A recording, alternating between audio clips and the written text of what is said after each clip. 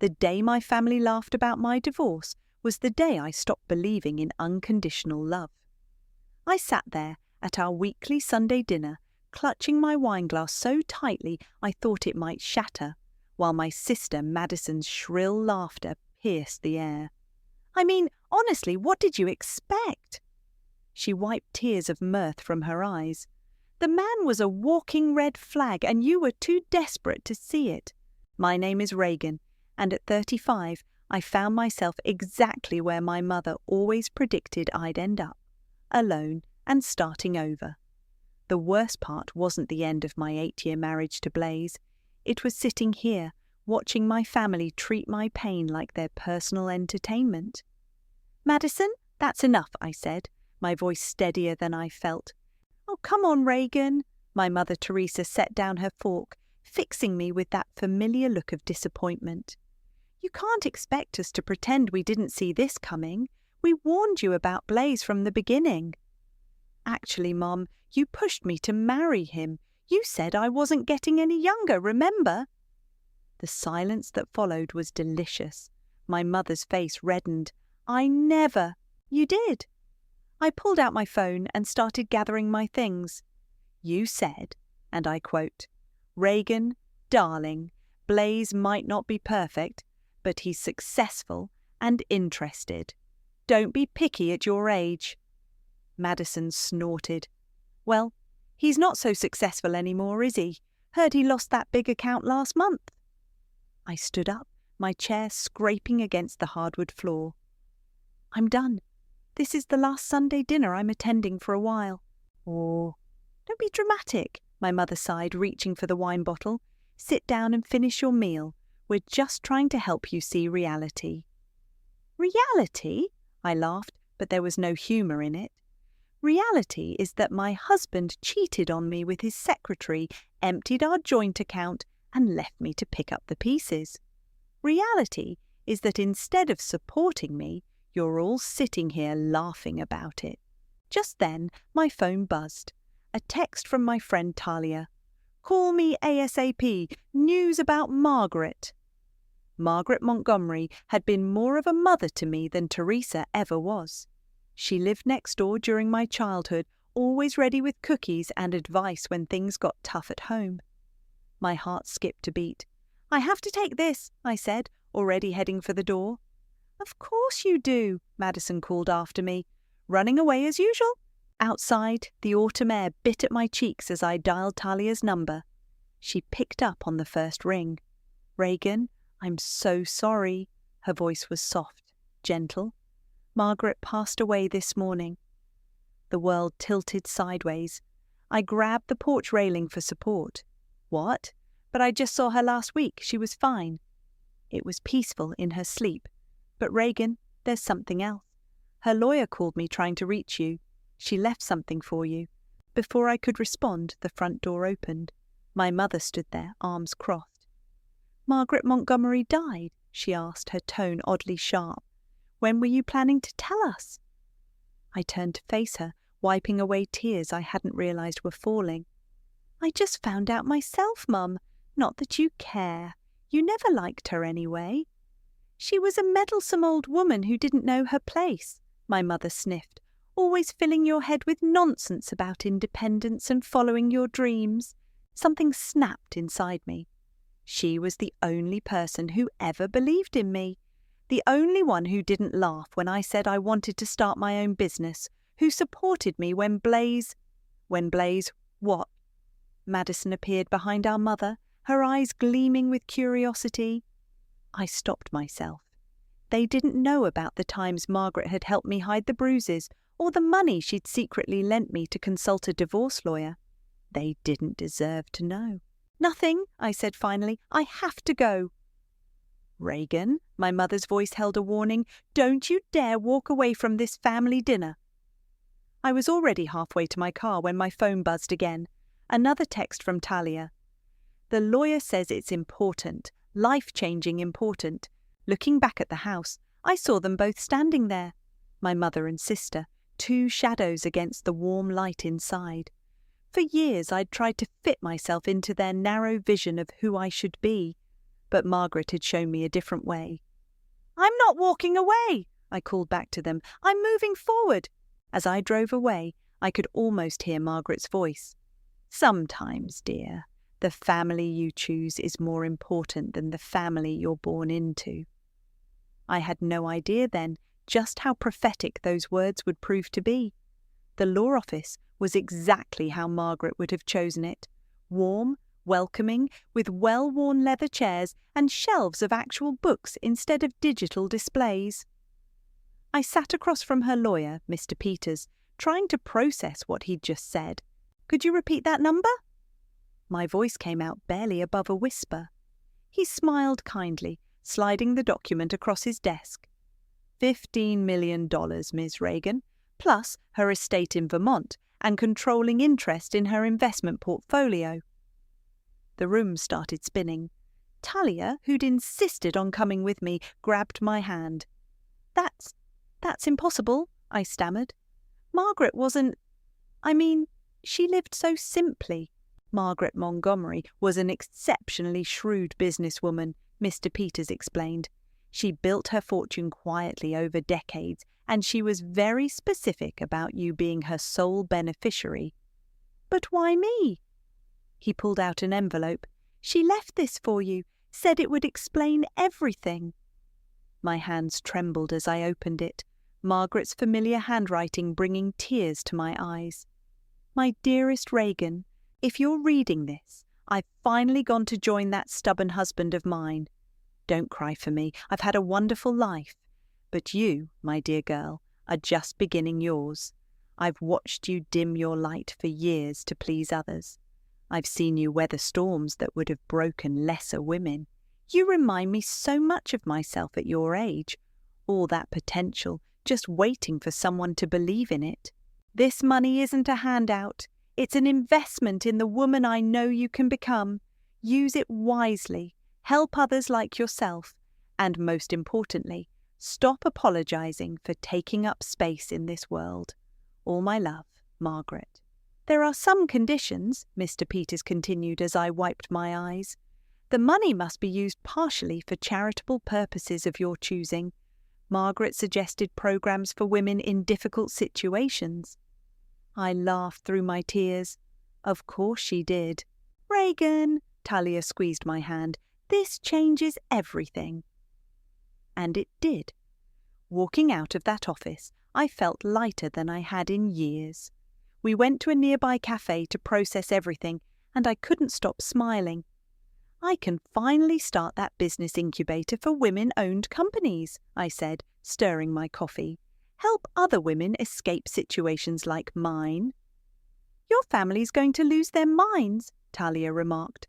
"They're not going to know," I decided firmly. "Not yet." But the universe had other plans. As we discussed possibilities, a familiar voice cut through our conversation. "Reagan, what are you doing here?" Madison stood there, designer handbag on her arm, eyes narrowing as she took in the legal documents I was too slow to hide. "Just having coffee," I said quickly, but she was already reaching for the papers. "Montgomery Estate Settlement," she read, her eyes widening. "Wait, did that old bat actually leave you money?" I snatched the papers back. "That's none of your business, Madison." "Oh my God," she gasped, pulling out her phone. "Mom needs to hear about this. How much did you get? It can't be much. She lived in that tiny house forever." "Madison, stop," I warned, but she was already dialing. "Mom, you'll never believe what I just found out. Reagan." I grabbed her phone and ended the call. "This is exactly why I wasn't going to tell any of you. Everything isn't about money." "Of course it is," she scoffed. "Why else would that woman leave you anything? We're actually related to her, you know. Second cousins or something." "She left me something because she cared about me." I stood up, gathering my things. "Because she saw me struggling and didn't laugh. Because she understood what it meant to be trapped in a situation everyone else thinks is funny." Madison's face softened slightly. "Was it really that bad? With Blaze?" For a moment, I considered telling her everything. The control, the abuse, the fear. But then I remembered her laughter at Sunday dinner. Goodbye, Madison. Please don't tell Mom about this. You can't keep this a secret forever, she called after me. Family should share. Walking to my car, I could feel the weight of Margaret's letter in my bag. She was right. It was time to stop dimming my light. Time to become the woman she always saw in me. Talia, I said as we drove away, I need you to help me set up some meetings with lawyers, financial advisors, anyone who can help me do this right. Already on it, she grinned, typing on her phone. Operation Phoenix is officially launched. I smiled at the name. Like the mythical bird, I was rising from the ashes of my old life, and this time I wouldn't let anyone clip my wings. The banging on my front door started at 7 a.m. I'd been expecting it since Madison's discovery, but not quite this early. When I opened the door, my mother burst in like a hurricane in designer clothes. How dare you keep this from us? She threw her purse onto my couch. Madison told me everything. $15 million? Have you lost your mind? I calmly poured myself coffee. Would you like some, Mom? Don't play cute with me. She paced my living room. We're family. Family shares. Your father would be ashamed of your selfishness. Don't. I set my mug down hard enough to splash coffee. Don't you dare bring Dad into this. Madison slipped in through the still open door, trying to look apologetic. I had to tell her, Reagan. She's our mother. And what exactly did you tell her? I asked, crossing my arms. That you're suddenly rich and planning to waste it all on some ridiculous women's charity project instead of helping your own family. It's not ridiculous, I said. I'm creating opportunities for women trapped in bad situations. Women like you. My mother laughed coldly. Please, you weren't trapped. You chose to marry Blaze. You chose to stay when things got difficult. And now you're choosing to abandon your family when we need you. Need me? I felt my voice rising. When have you ever needed me? When have you ever even supported me? We support you all the time, Madison protested. Who listened to you cry about Blaze? Listened, you laughed. You both laughed at Sunday dinner, remember? That was different. My mother waved dismissively. We were trying to help you see the humour in the situation. I walked to my desk and pulled out a folder. Here's some humour for you. My hospital bills from when Blaze accidentally pushed me down the stairs. The police report I was too ashamed to file. The empty bank accounts he left me with. They stared at the documents, silent for once. Margaret helped me through all of that, I continued. She believed me. She helped me escape. Where were you? Why didn't you tell us? Madison whispered. I tried. Remember when I came to you with a broken wrist? You said I was clumsy. When I mentioned Blaze's temper, Mum said I needed to be a better wife. My mother sank onto the couch. I didn't know. You didn't want to know. It was easier to blame me, and now you want my money. We're not asking for all of it, Madison said quickly. Just enough to help Mum retire, maybe help me start that boutique I've always wanted. Get out. Reagan, be reasonable. My mother stood up. I raised you.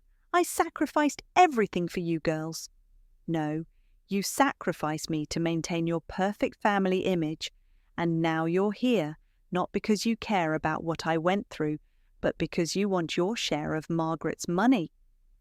That money should have been split between all of us, Madison exploded. We're actually related to her. Blood doesn't equal family, I said quietly. Margaret taught me that. My phone buzzed. A text from Talia. Meeting with the scholarship board in 30 minutes. You ready? I have to go, I told them. I have a meeting about establishing scholarships for single mothers returning to school. This isn't over, my mother warned. Your father would be proud, I cut her off, because unlike you, he understood what it meant to help others. Why do you think Margaret chose me? Maybe ask yourself that question. As they finally left, Madison turned back. You know Mum's going to tell everyone about this.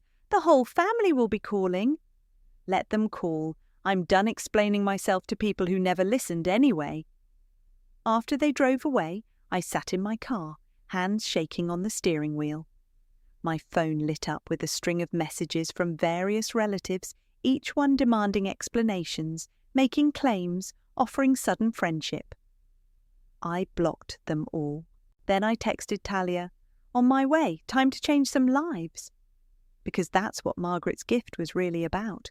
Not just changing my life, but using that change to help others. Every scholarship would be a lifeline. Every business investment would be a chance for another woman to escape her cage. My family wanted me to share the money. Fine, I'd share it, just not with them. I'd share it with every woman who ever felt trapped, every mother who needed a second chance, every dreamer who just needed someone to believe in them, just like Margaret had believed in me. Starting today, I would become that person for others. And no amount of family pressure would stop me from honouring Margaret's legacy the way she intended, by helping others rise. "So you want to invest in women-owned businesses exclusively?" Julio leaned back in his chair, studying me across his sleek office desk. "That's a bold strategy." "Bold is exactly what we need," I replied, sliding my proposal across to him. "These women have the skills, the drive, but lack the capital and connections. That's where we come in."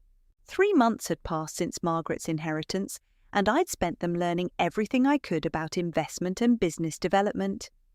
Julio Blair came highly recommended as a potential partner, someone who understood both business and social impact. "Your numbers are solid," he admitted, flipping through the pages.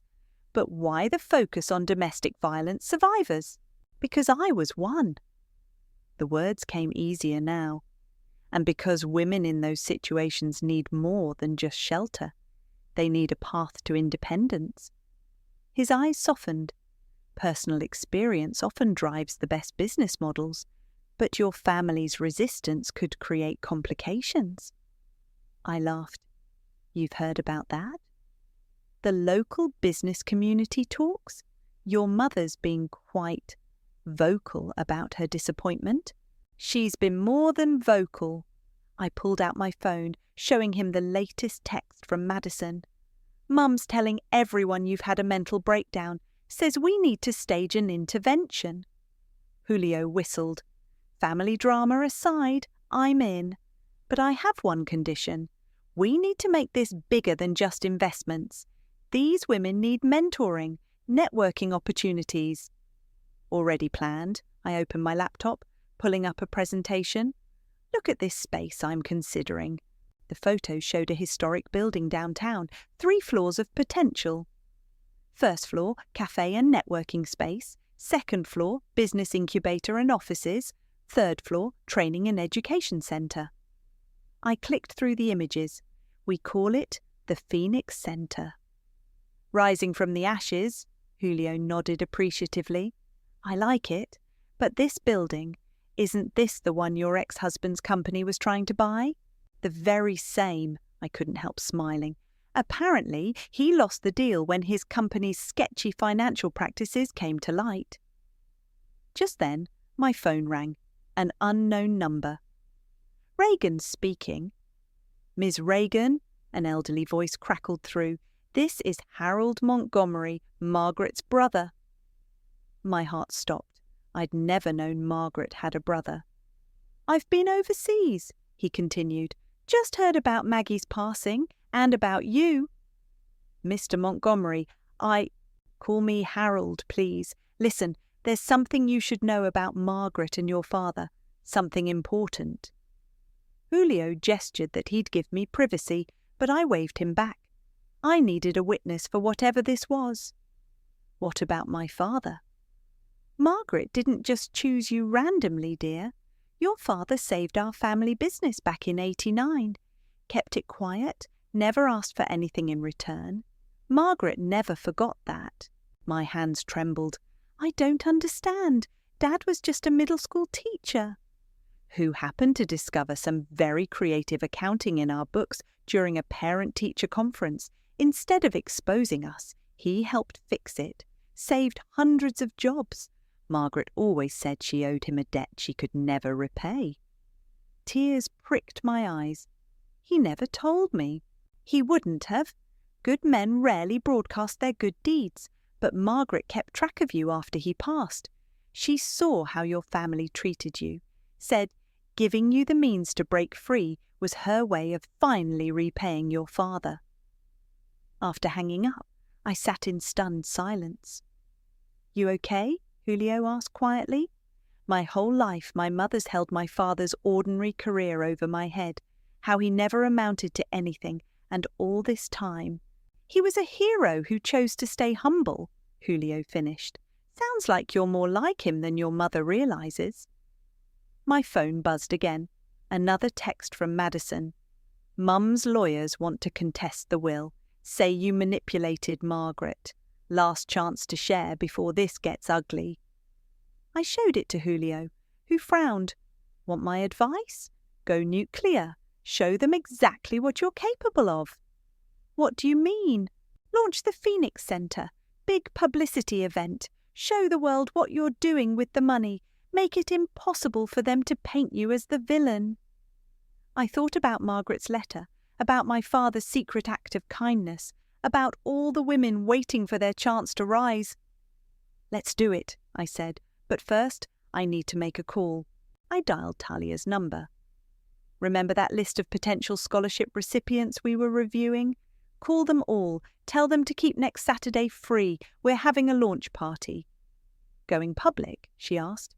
What about your family? They wanted me to share the money. I smiled. Well, they're about to see exactly how I plan to share it.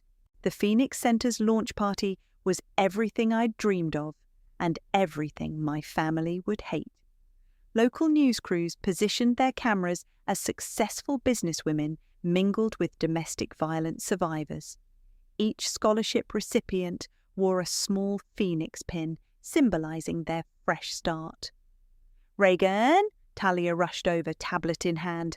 Channel 5 wants an interview, and you need to see this email from your mother. I glanced at the screen. Your father would be disgusted by this publicity stunt. Expect to hear from our lawyers tomorrow. Delete it, I said, straightening my blazer. Let's do the interview. The reporter, Sarah, positioned herself beside me. Live in 3, 2, 1. I'm here with Reagan, founder of the Phoenix Center, a revolutionary new business incubator and scholarship program. Reagan, what inspired this project?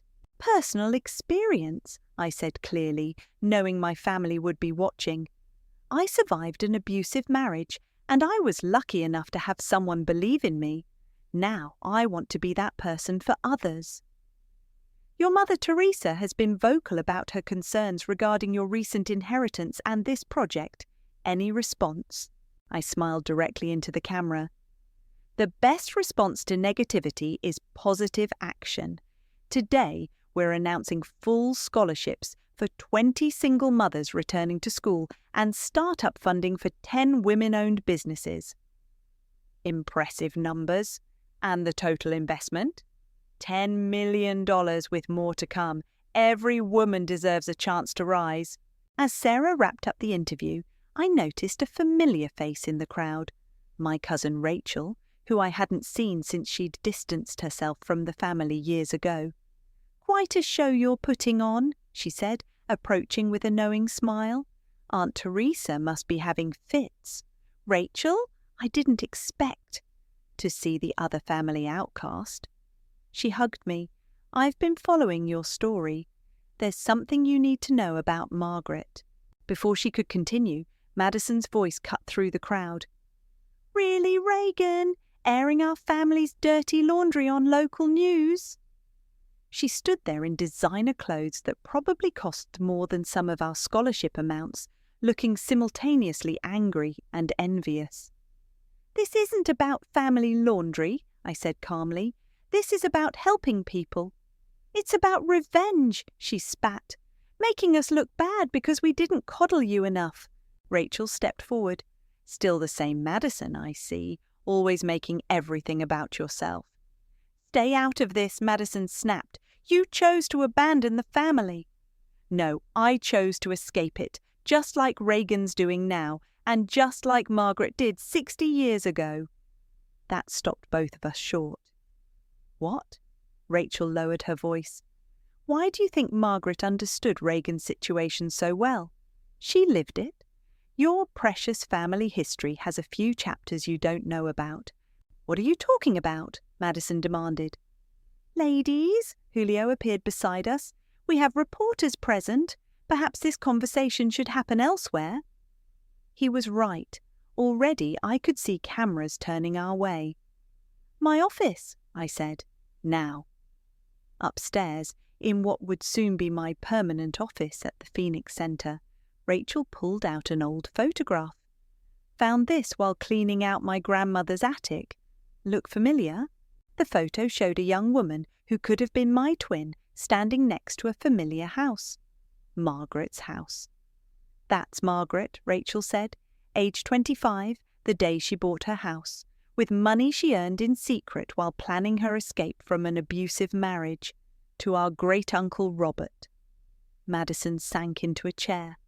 That's impossible. Uncle Robert was a pillar of the community, a pillar who put 3 women in the hospital before Margaret finally got away. The family covered it up, of course, just like they tried to cover up Reagan's situation with Blaze. How do you know all this? I whispered. Margaret told me years ago when I was leaving my own bad situation, said someone needed to know the truth, said she was waiting for the right moment, the right person to help break the cycle. And she chose Reagan, Madison said softly, finally understanding, because history was repeating itself. A knock at the door interrupted us, Talia looking concerned. Reagan, your mother's here, with lawyers.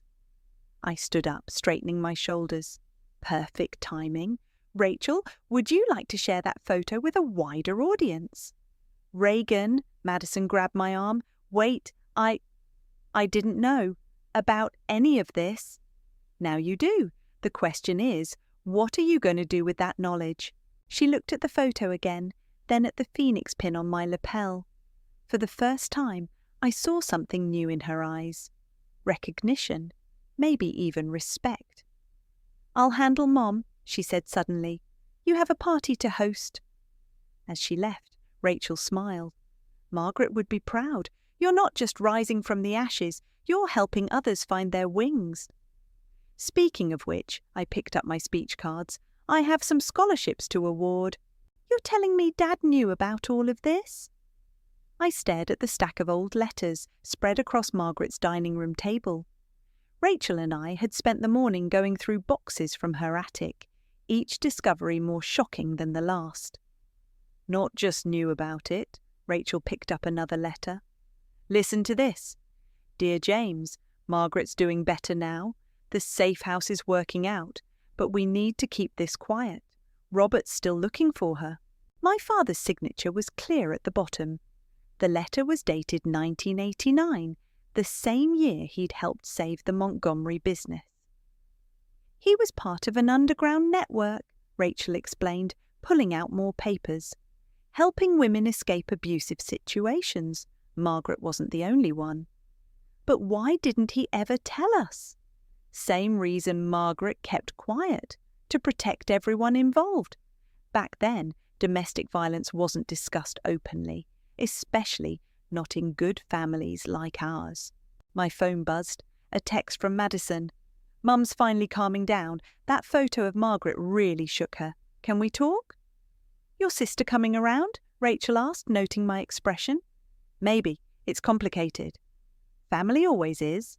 She reached into another box and froze. Oh my God. What? She pulled out a small journal. Margaret's diary, from the year she escaped. My hands trembled as I opened it. Margaret's familiar handwriting filled the pages. James came by again today, says he's found a lawyer who can help, someone who understands these situations. I'm terrified Robert will find out, but more terrified of staying. When I look at my bruises in the mirror, I think of all the other women living this nightmare. Someday, if I survive this, I'll find a way to help them. She did more than survive, Rachel said softly. She built an empire specifically to help others escape. The Montgomery Foundation wasn't just a business. It was a cover for helping women start over. A knock at the door made us both jump. Madison stood there, looking uncertain. "Can I come in?" I nodded, watching as she took in the piles of letters and documents. "Mum's been going through old family albums," she said, sitting down. "Found some interesting photos of Uncle Robert, the kind that got hidden away. And she's starting to remember things she saw but didn't want to acknowledge." Madison picked up one of the letters. "Did you know Dad was involved in all this?" "We just found out ourselves," Rachel gestured to the papers. "Your father was quite the silent hero." Madison's eyes filled with tears. "All those times he tried to talk to me about Blaze, about the warning signs. I thought he was being overprotective." "He knew exactly what to look for," I said, "because he'd seen it before." "Reagan, I'm so sorry," Madison's voice cracked. "When you tried to tell me about Blaze, I should have listened." "Yes, you should have." "I want to help," she said suddenly. "With the Phoenix Center, I know I don't deserve it, but I want to be part of this." Rachel and I exchanged looks. "Why?" I asked. "Because I've been on the wrong side of history long enough." She pulled something from her purse. "A check. This is everything I have in savings. Use it for the scholarship fund." Before I could respond, my phone rang. Julio.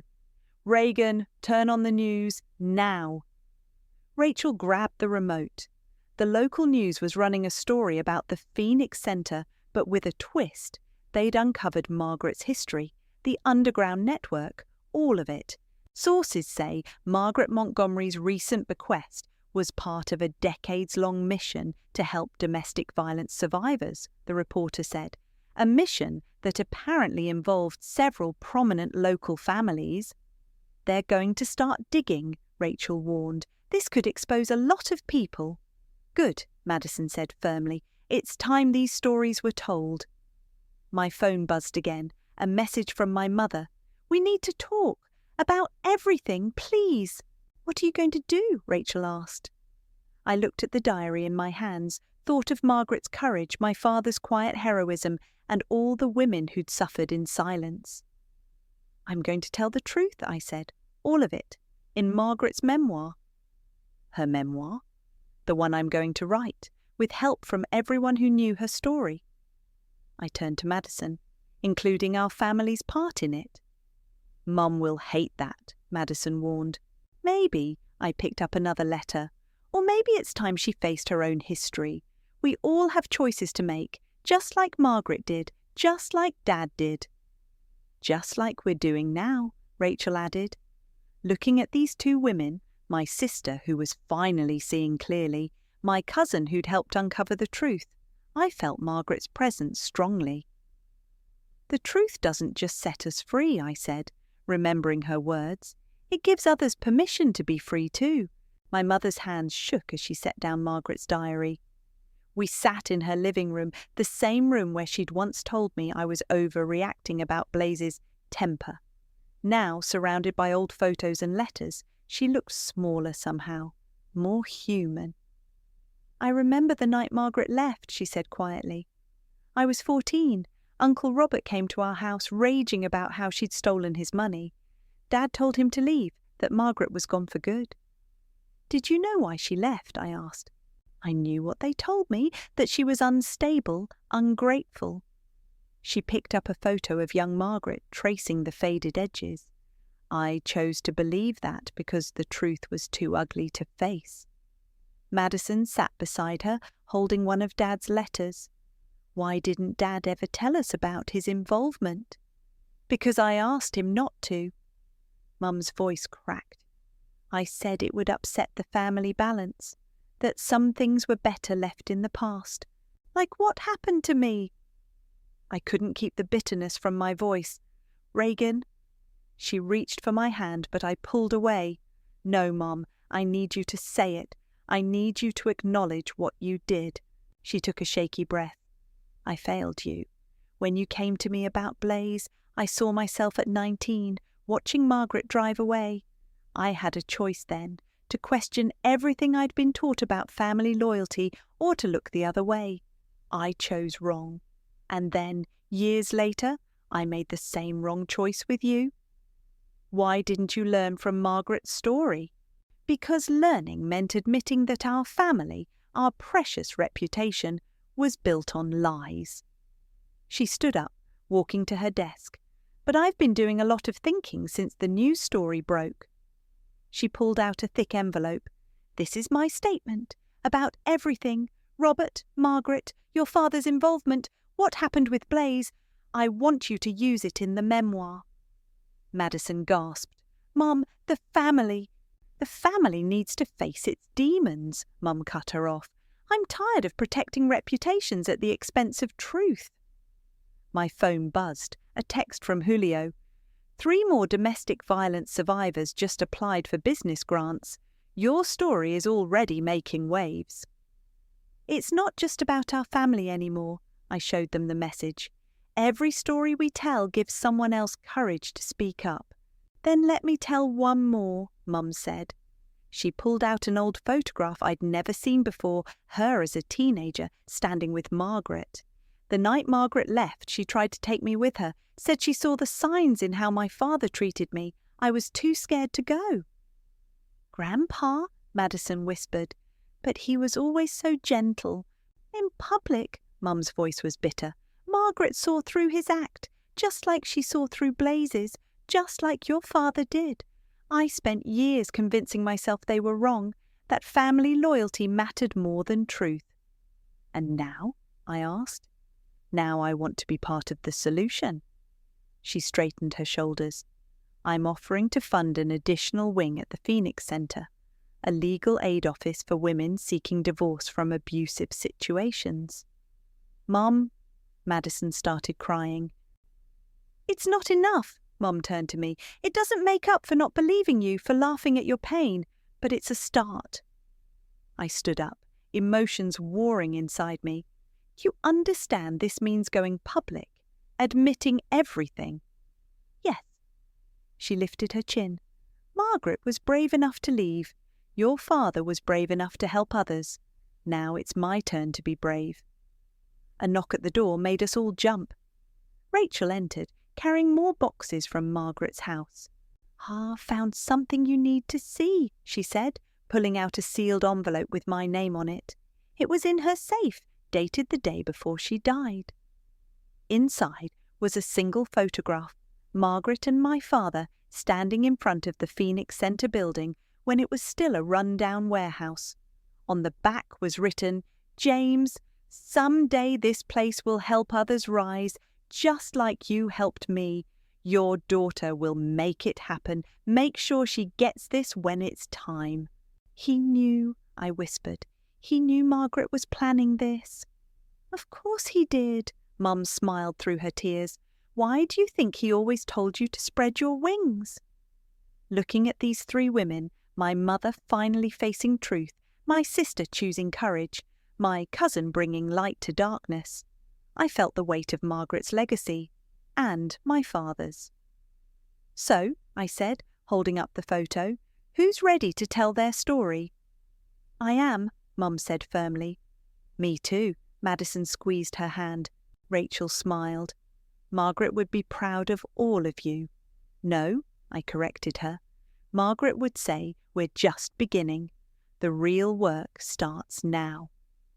The Phoenix Center buzzed with energy as women filled the auditorium for our first annual Margaret Montgomery Memorial Lecture. I stood backstage, heart pounding, watching through the curtain as Julio introduced my mother to the podium. I never thought I'd see this, Talia whispered beside me, squeezing my hand. Mum approached the microphone, her hands steady as she opened Margaret's diary. My name is Teresa, and I spent 40 years hiding from the truth. Today, that ends. The audience fell silent as she began reading. Dear Margaret, today I watched my daughter receive the keys to this building, the same building where you once helped other women escape. I realized something. Strength doesn't just run in families, it runs through networks of people, brave enough to stand up and say, "Enough." I felt tears forming as she continued. I was wrong to silence these stories, wrong to choose reputation over truth, wrong to laugh when my daughter needed me most. But Margaret taught us that it's never too late to rise from our mistakes. Madison appeared beside me, holding a stack of fresh programs. On the cover was the photo of Margaret and my father, standing proud in front of this very building. "The first scholarship recipient is here," she whispered, "the one who reminded you of yourself." I looked where she pointed. Sarah, a young mother of 2, sat in the front row. 6 months ago, she'd arrived at our doors with a black eye and a business plan. Today, her small bakery was thriving. Mum's voice grew stronger. "My brother Robert was a monster who hid behind family loyalty. I watched him abuse Margaret, then helped cover it up. When my own daughter faced similar abuse, I repeated those same toxic patterns. But today, we break that cycle." The audience erupted in applause as she held up Margaret's diary. "This book contains decades of truth, names, dates, incidents our family tried to bury. But more importantly, it contains a roadmap for escape. Margaret didn't just save herself, she created a network that saved hundreds. Today, through the Phoenix Center, that network grows stronger." Rachel touched my arm. "You're up next." I walked onto the stage as Mom finished. "And now, I'd like to introduce my daughter Reagan, the woman who taught me it's never too late to choose truth over tradition." We hugged as we passed each other. A real hug, not the stiff formal ones we'd shared for years. The audience's applause felt like a heartbeat. "Thank you, Mom," I said into the microphone, "and thank you all for being here. But mostly, thank you to the woman who started it all. Margaret Montgomery." I pulled out the letter she'd left me. Margaret wrote, "Success isn't measured in dollars or status. It's measured in the lives you touch, the truths you tell, the changes you inspire." She was right. Every woman in this room has a story. Today, we start telling them. The lights dimmed as the presentation screen lowered. Photos began playing.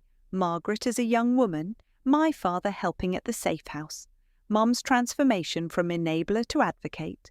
Then newer images, Sarah's bakery opening, our first group of scholarship recipients, Madison teaching a business class to domestic violence survivors. "The Phoenix Center isn't just about rising from ashes," I continued. "It's about changing the narrative. Every woman who walks through these doors carries both a story and a dream. Our job is to help those dreams take flight." Julio stepped forward with an announcement. "Thanks to Teresa's funding and additional community support, we're opening 3 new Phoenix Centers across the state. The network grows stronger every day." The applause was deafening. In the back, I spotted a familiar face, Blaze, looking uncomfortable as he took in the scene. Our eyes met briefly before he turned and left. He didn't matter anymore. His power was gone. As the event wound down, I found myself in Margaret's old office, now my office, looking out over the city. Mum knocked softly before entering. "Found this in another box." She handed me a small package. "It's addressed to the next generation." Inside was a simple phoenix pendant and a note. "Wear this as a reminder. Every ending is just a new beginning in disguise. Keep rising, keep helping others rise. That's how we change the world. Love, Margaret." Mum fastened it around my neck as Madison and Rachel joined us. "So," Rachel smiled, "ready for tomorrow?"